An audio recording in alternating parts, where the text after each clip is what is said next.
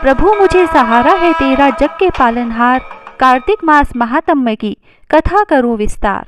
कार्तिक मास कथा 5वां अध्याय। राजा पृथु बोले, हे नारद जी, आपने कार्तिक मास में स्नान का फल कहा, अब अन्य मासों में विधि पूर्वक स्नान करने की विधि, नियम और उद्यापन की विधि बतलाइए। देव ऋषि नारद ने कहा, हे राजन, आप भगवान विष्णु के अंश से उत्पन्न हुए हैं, अतः यह बात आपको ज्ञात ही है, फिर भी आपको यथाचित विधान बतलाता हूँ। आश्विन माह में शुक्ल पक्ष की एकादशी से कार्तिक के व्रत करने चाहिए। ब्रह्म मुहूर्त में उठकर जल का पात्र लेकर गांव से बाहर पूर्व अथवा उत्तर दिशा में जाना चाहिए। दिन में या सायकाल में कान में जनेऊ चढ़ाकर, पृथ्वी पर घास बिछाकर, सिर को वस्त्र से ढककर, मुंह को भली भांति बंद करके, थूक व सांस को रोककर मल व मूत्र का त्याग करना चाहिए। उसके बाद जो मनुष्य मुख शुद्धि नहीं करता, उसे किसी भी मंत्र का फल प्राप्त नहीं होता है। अतः दांत और जीभ को पूर्ण रूप से शुद्ध करना चाहिए और इस मंत्र का उच्चारण करते हुए दातून तोड़नी चाहिए। हे वनस्पते, आप मुझे आयु, कीर्ति, तेज, प्रज्ञा, पशु संपत्ति, महाज्ञान, बुद्धि और विद्या प्रदान करो। इस प्रकार उच्चारण करके वृक्ष से 12 अंगुल की दातून ले। दूध वाले वृक्षों से दातून नहीं लेनी चाहिए। इसी प्रकार कपास, कांटेदार वृक्ष तथा जले हुए वृक्ष से भी दातून लेना मना है, जिससे उत्तम गंध आती हो और जिसकी टहनी कोमल हो, ऐसे ही वृक्ष से दंत धावन ग्रहण करना चाहिए। प्रतिपदा, अमावस्या, नवमी, छठी, रविवार को चंद्र तथा सूर्य ग्रहण में दातून नहीं करनी चाहिए। तत्पश्चात भली भांति स्नान करके फूल माला, चंदन और पान आदि पूजा की सामग्री लेकर प्रसन्न चित्त भक्ति पूर्वक शिवालय में जाकर सभी देवी देवताओं की अर्घ्य, आचमनीय आदि वस्तुओं से पृथक पृथक पूजा करके प्रार्थना एवं प्रणाम करना चाहिए। फिर भक्तों के स्वर में स्वर मिलाकर श्री हरि का कीर्तन करना चाहिए। मंदिर में जो गायक भगवान श्री हरि का कीर्तन करने आए हो, उनका माला, चंदन, तांबुल आदि से पूजन करना चाहिए, क्योंकि देवालयों में भगवान विष्णु को अपनी तपस्या, योग और दान द्वारा प्रसन्न करते थे, परंतु कलयुग में भगवत गुणगान को ही भगवान श्री हरि को प्रसन्न करने का एकमात्र साधन माना गया है। नारद जी राजा पृथु से बोले, हे राजन, एक बार मैंने भगवान से पूछा कि हे प्रभु, आप सबसे अधिक कहाँ निवास करते हैं? इसका उत्तर देते हुए भगवान ने कहा, हे नारद, मैं वैकुंठ या योगियों के हृदय में ही निवास नहीं करता, अपितु जहाँ मेरे भक्त मेरा कीर्तन करते हैं, मैं वहाँ अवश्य निवास करता हूँ। जो मनुष्य चंदन, माला आदि से मेरे भक्तों का पूजन करते हैं, उनसे मेरी ऐसी प्रीति होती है जैसे कि मेरे पूजन से भी नहीं हो सकती। नारद जी ने फिर कहा, शिरीष, धतूरा, गिरिजा, चमेली, केसर, कंदार और कटहल के फूलों व चावलों से भगवान विष्णु की पूजा नहीं करनी चाहिए। अड़हल, कंद, गिरीश, जूही, मालती और केवड़ा के पुष्पों से भगवान शंकर की पूजा नहीं करनी चाहिए। जिन देवताओं की पूजा में जो फूल निर्दिष्ट है, उन्हीं से उनका पूजन करना चाहिए। पूजन समाप्ति के बाद भगवान से क्षमा प्रार्थना करनी चाहिए, जैसे, हे सुरेश्वर, हे देव, न मैं मंत्र जानता हूँ न क्रिया, मैं भक्ति से भी हीन हूँ, मैंने जो कुछ भी आपकी पूजा की है उसे पूरा करें। ऐसी प्रार्थना करने के पश्चात साष्टांग प्रणाम करके भगवत कीर्तन करना चाहिए, श्री हरि की कथा सुननी चाहिए और प्रसाद ग्रहण करना चाहिए। जो मनुष्य उपरोक्त विधि के अनुसार कार्तिक व्रत का अनुष्ठान करते हैं, वह जगत के सभी सुखों को भोगते हुए अंत में मुक्ति को प्राप्त करते हैं। ओम नमः भगवते वासुदेवाय। 5वां अध्याय समाप्त। जय श्री राधे। कार्तिक की कहानी। 2 सास बहुएं थी। कार्तिक मास आया तो सास बोली, मैं कार्तिक स्नान के लिए तीर्थ जाना चाहती हूँ। बहू बोली, मैं भी चलूंगी। सास बोली, तू अभी बहुत छोटी है, अभी मुझे जाने दे। सासू तीर्थ गई तो बहू कुमार के से 35 कुंडे ले आई। रोज एक कुंडा भर कर रखती। उधर गंगा में सासू जी की नथ गिर गई। बहू कुंडे में नहाती हुई बोली, सासू नहावे उंडे, मैं नहाऊं कुंडे। इतने में गंगा की धारा कुंडे में आ गई, साथ में सासू जी की नथ भी आ गई। बहू ने नथ पहचान ली और अपनी नाक में पहन ली। महीना पूरा हुआ, सासू जी आई, बहू सामे लेने लगी तो सास नथ देकर बोली कि तू यह कहाँ से लाई? तो बहू बोली, यह तो मेरे कुंडे में गंगा की धारा के साथ आ गई। पर सास ने कुछ ध्यान नहीं दिया।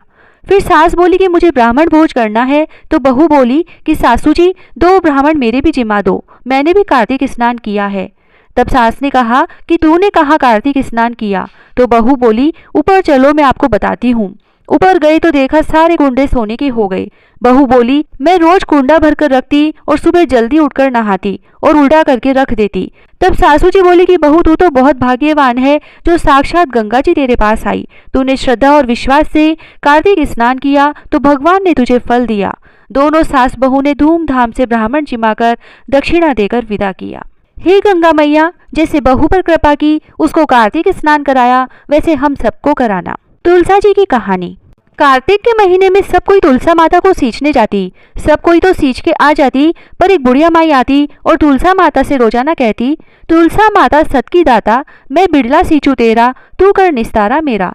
तुलसा माता अड़ुआ दे लड़ुआ दे, पीतांबर की धोती दे, मीठा मीठा ग्रास दे, बैकुंठ का वास दे, चटके की चाल दे, पटके की मोत दे, चंदन का काठ दे, झालर की झिनकार दे, साई का राज दे, दाल भात का जीवन दे, 11 का दिन दे, कृष्ण का कांधा दे। इतनी बात सुनकर तुलसा माता सूखने लगी। भगवान ने पूछा कि तुम्हारे पास तो इतनी औरतें आती हैं, तुम्हें जिमाती है, गाती हैं, तो भी तुम कैसे सूखने लगी? तुलसा माता ने कहा कि एक बुढ़िया माई आती है जो रोजाना इतनी बात कहकर जाती है। मैं और तो सब कुछ दे दूंगी, पर आप कृष्ण जी का कांधा कहाँ से दूंगी?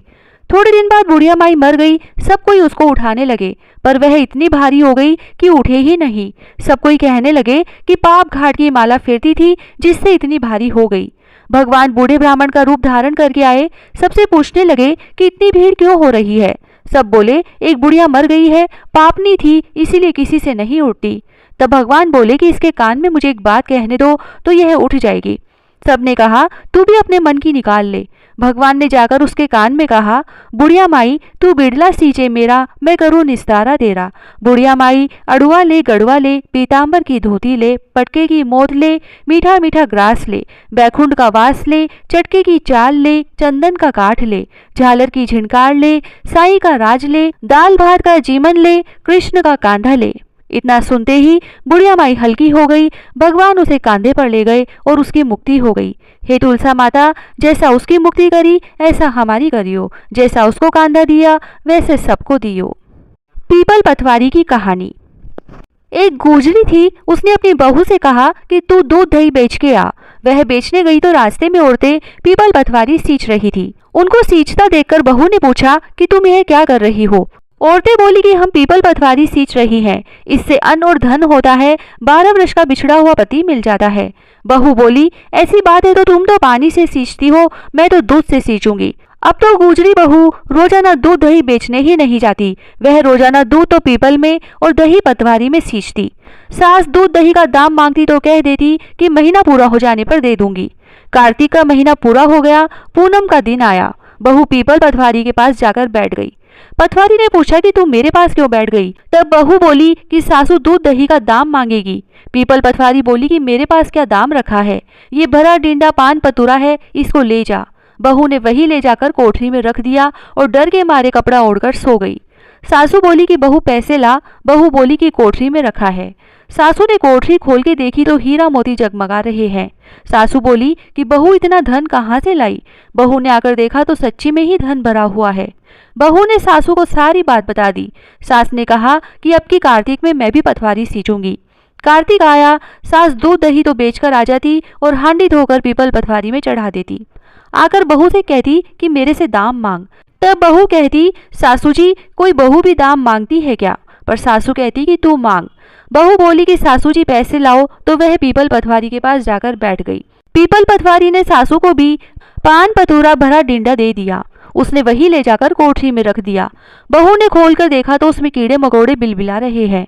बहू ने कहा सासू जी यह क्या है? तब सास ने आकर देखा और बोलने लगी कि पीपल पतवारी तो बड़ी दोगली पटपीटन है, इसको तो धन दिया और मुझको कीड़ा मकोड़ा दिया। तब सब कोई बोलने लगे कि बहू तो सत की भूखी सींचे थी, तुम धन की भूखी सींची। हे पतवारी माता, जैसा बहू को दिया वैसा सबको देना, जैसा सास को दिया वैसा किसी को मत देना। लपसी तपसी की कहानी। एक लपसी था, एक तपसी था। तपसी तो भगवान की तपस्या करता। लपसी रोजाना 1.25 सेर का हलवा बनाकर भगवान को भोग लगाकर टाली हिलाकर जीम लेता। एक दिन दोनों में झगड़ा हो गया। लपसी बोला मैं बड़ा, तपसी बोला मैं बड़ा, क्योंकि मैं भगवान की तपस्या करता हूँ। नारद जी बोले कि तुम्हारा फैसला मैं करूंगा। दूसरे दिन तपसी नहाकर आने लगा तो नारद जी ने 1.25 करोड़ का मुंदड़ा तपसी के आगे गिरा दिया। उसने आंख खोलकर देखा तो मुंदड़ा पड़ा था। उसने उठाकर पैर के नीचे दबा लिया और तपस्या करने लगा। उधर लपसी ने 1.25 सेर का हलवा बनाकर भगवान को भोग लगाकर टाली हिलाकर जीम लिया। इतने में नारद जी आए और दोनों को अपने पास बैठाया। दोनों पूछने लगे कि कौन बड़ा है।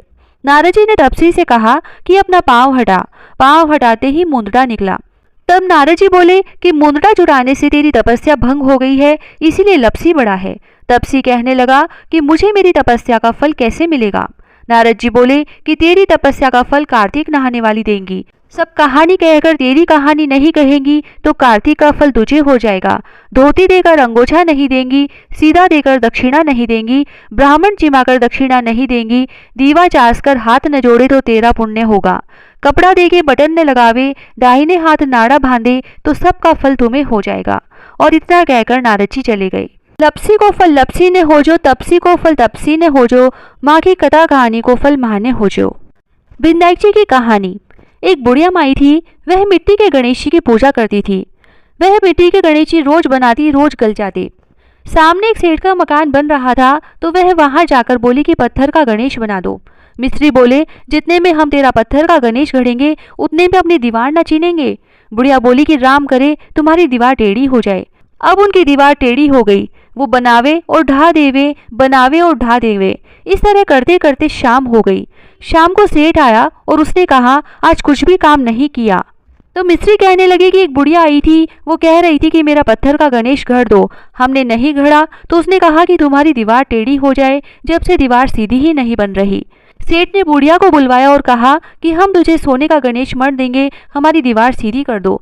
सेठ ने बुढ़िया को सोने का गणेश मंडवा दिया और सेठ जी की दीवार सीधी हो गई। हे विनायक जी महाराज, जैसे सेठ की दीवार सीधी करी वैसे सबकी करना। कहता न सुनता न हुकारा भरता ने सारे परिवार की रक्षा करना। हे कार्तिक महाराज, सबकी मनोकामनाएं पूरी करना, सबकी रक्षा करना। जय श्री राधे।